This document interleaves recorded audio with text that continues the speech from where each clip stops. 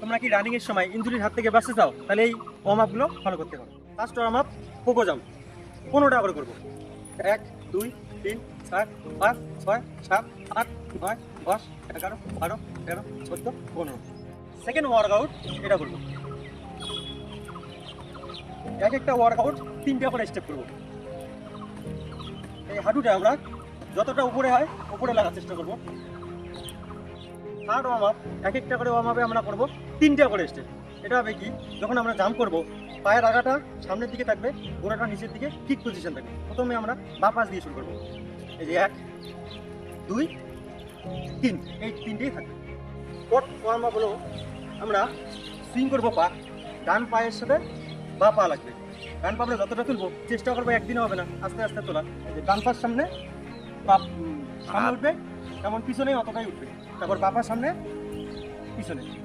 Warm up আমরা এটা করবো, সব ওয়ার্ম আপই 3টা করেই করবো।